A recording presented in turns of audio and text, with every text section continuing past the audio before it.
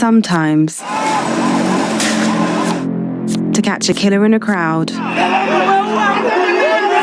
all it takes is one little click.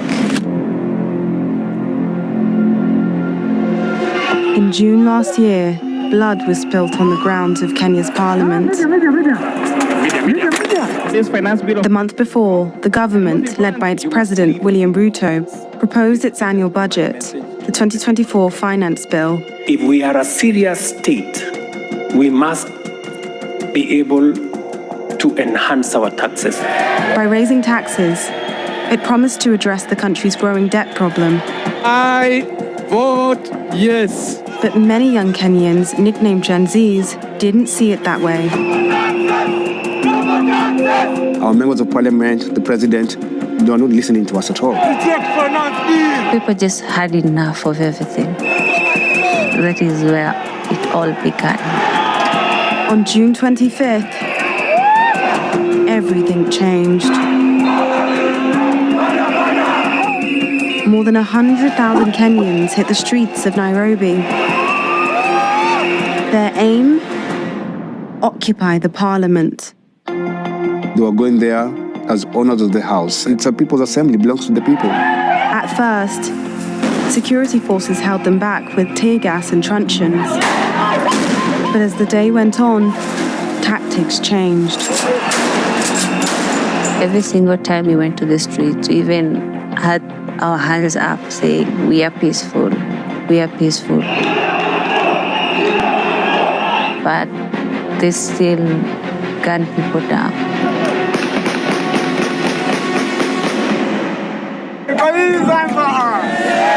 At least 3 young men were killed at Kenya's parliament. David Chege, Erickson Mutisia, and Eric Shieni. That evening, President Ruto gave his account of what had happened. Today, an otherwise legitimate expression of the fundamental rights and freedoms of assembly was infiltrated and hijacked by a group of organized criminals. Though he regretted the deaths, he thanked the security forces and placed the blame squarely with those he called organized criminals. Since then, no official investigation has been published, and no one held to account for the killings on June 25th.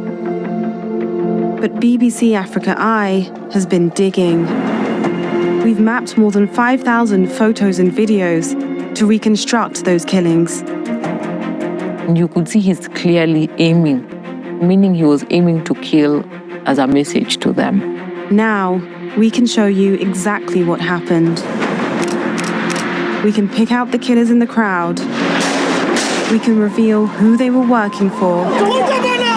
And we can offer an answer to one simple question. Was there any reason to spill blood on the grounds of Kenya's parliament?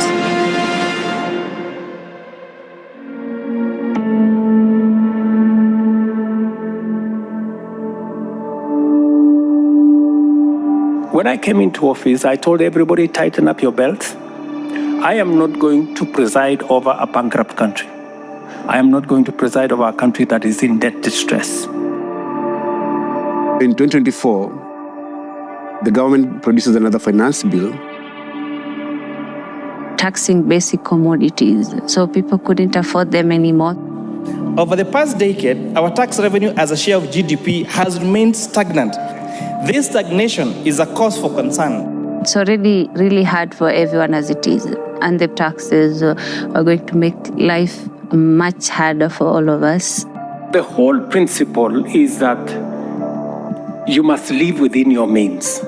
We have billions of Kenya shillings lost in corruption every single day, and no one is held to account.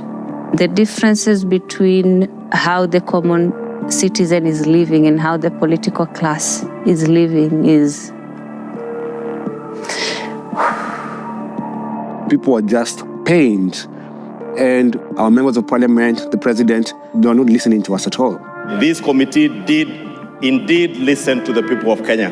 From the VAT that was proposed on bread, to the border sector, to the eco levies on diapers, on sanitary towels. There was anger that was expressed yesterday on the streets. And we start this hour in Kenya, where the security forces have clashed with hundreds of protesters opposed to tax hikes put forward by the government. It was a Gen Z protest to begin with, young people. The protests, they're not only in Nairobi, they're across the country. For the first time, it was the Kenyan people, the working class, and the middle class, and the lower class against the ruling class. Even when we were on the streets, they don't understand why we are there. We did the first protest on the June 18th arrest, June 20th arrest, and then we said on the 25th, we are coming back to occupy Parliament. The atmosphere was extremely tense, but no one really anticipated what would have happened on 25th. Honorable members, we have quorum to transact business. June 25th, 2024. Yes, order. 9:30 a.m. at Kenya's Parliament. We are dealing with a very important issue of the finance bill. Inside, MPs are filing in for the last reading of the government's finance bill. Outside,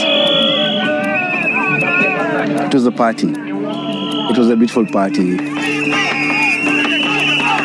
Kids came out with Bluetooth speakers and their water. It was a carnival, the entire city. There was no destruction. There was no violence. There was only one goal. When we started reading the bill, we go to Parliament.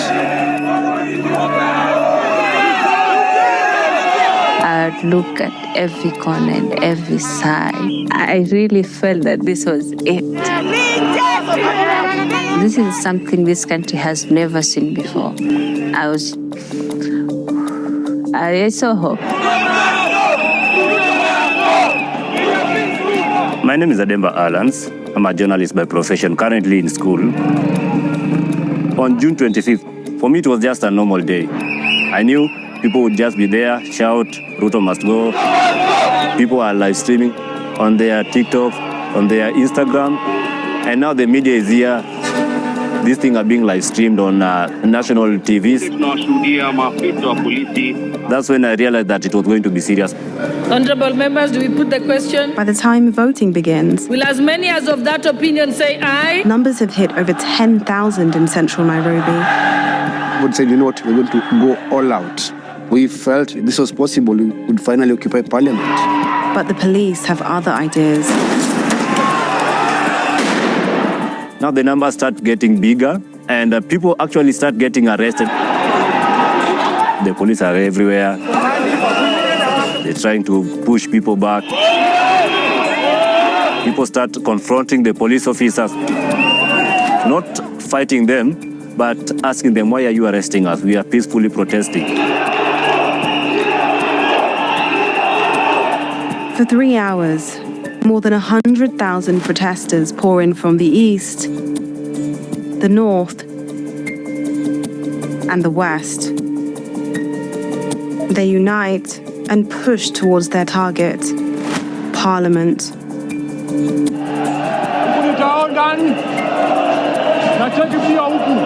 are not scared at all. This is Kenya. We are one. Order, honorable members, order. Despite the chaos on the streets, Go ahead and vote. MPs are still in the chamber. I vote yes.